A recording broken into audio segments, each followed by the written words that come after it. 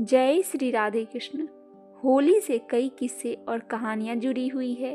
आप किसी भी व्यक्ति से पूछेंगे तो सभी के पास होली की कोई न कोई कहानी मिल ही जाएगी। होली की कहानियों में राधा कृष्ण का प्रेम, कामदेव रति के पूर्ण मिलन, भक्त प्रहलाद और होलिका की कहानियाँ बहुत प्रसिद्ध है।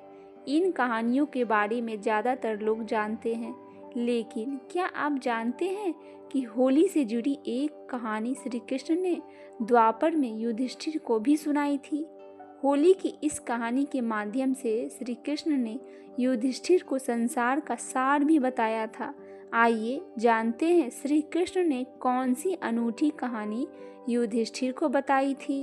एक बार युधिष्ठिर ने श्री कृष्ण जी से होली की शुरुआत की कहानी के विषय में प्रश्न किया। इस सवाल को सुनकर श्री कृष्ण ने मुस्कुराकर होली की कहानी बतानी शुरू की।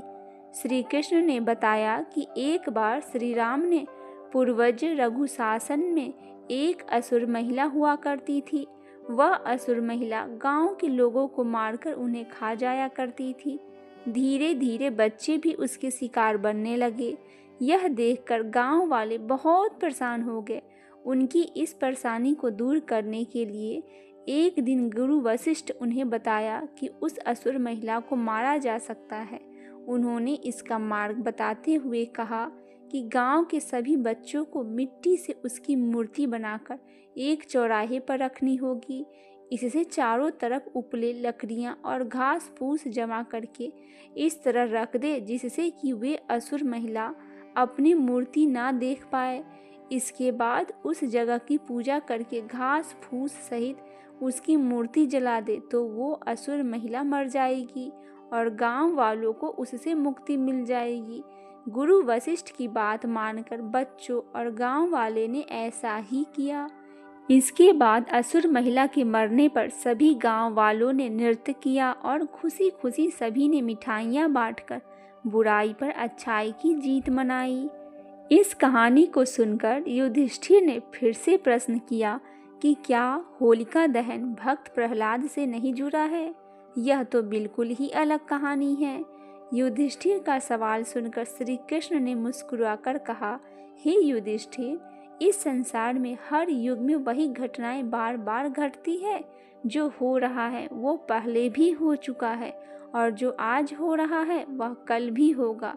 हर घटना में इससे जुड़े चरित्र बदल सकते हैं, लेकिन उस घटना की सीख वही रहती है। जैसे कि होलिका दहन का बुराई और अच्छाई का जीत के रूप में देखा जाता है। अगर होलिका आग में नहीं जली होती तो उसी तरह की कोई बुरी शक्ति या प्राणी का अंत भी इसी तरह होता।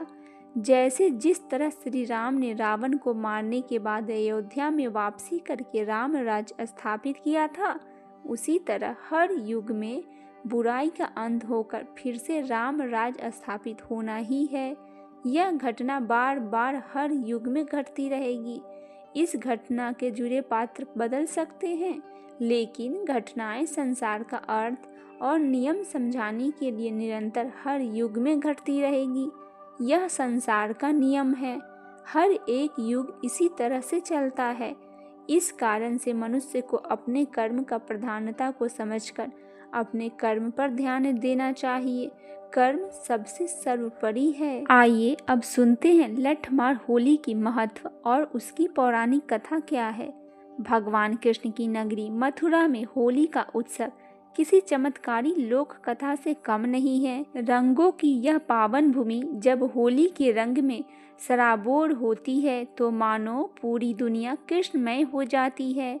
बरसाना, वृंदावन और नंदगांव की होली के अलग अलग रंग, अलग अलग रस है, लेकिन इनमें सबसे अनूठी होती है लठमार होली में स्त्रियां हुरियारिनें अपने हाथों में मजबूत लाठियां लेकर पुरुष को हंसी ठिठोली भरे अंदाज में पीटती है और पुरुष अपने ढालों से बचाव करते हैं। लेकिन यह खेल सिर्फ प्रतीकात्मक होता है, जिसमें प्रेम और हंसी मजाक की धाराएं बहती है। इस दौरान माहौल भक्ति रस से ओत-प्रोत हो जाता है। पूरे गांव में कृष्ण और राधा के गीत गूंजते रहते हैं। चारों ओर गुलाल उड़ता है और लोग भगवान कृष्ण की भक्ति और प्रेम के मस्ती में झूम उठते हैं। आइए सुनते हैं लठ मार होली की पौराणिक कथा।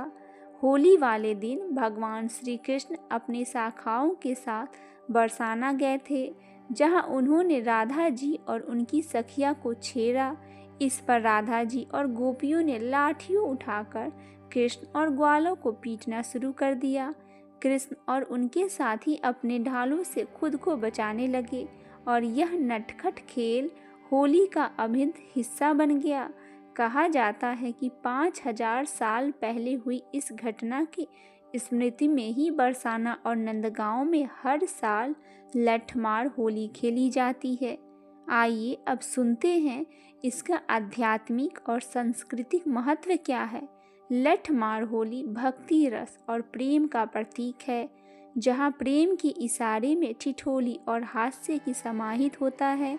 यह होली राधा कृष्ण की अप्राकृतिक प्रेम और अद्वितीय रास लीला की झलक दिखाती है। मथुरा और वृंदावन में होली केवल एक पर्व नहीं बल्कि एक आध्यात्मिक यात्रा है।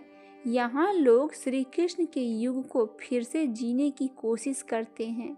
हर साल इस दिव्य नज़ारे को देखने के लिए भारत ही नहीं बल्कि पूरी दुनिया से लोग मथुरा बरसाना पहुँचते हैं। श्रद्धालु श्री कृष्ण की भक्ति में विलीन हो जाते हैं और इस अलौकिक होली का आनंद उठाते हैं। इस वर्ष भी होली का यह रंगीन उत्सव प्रेम भक्ति और आनंद के रंगों से सराबोर रहेगा।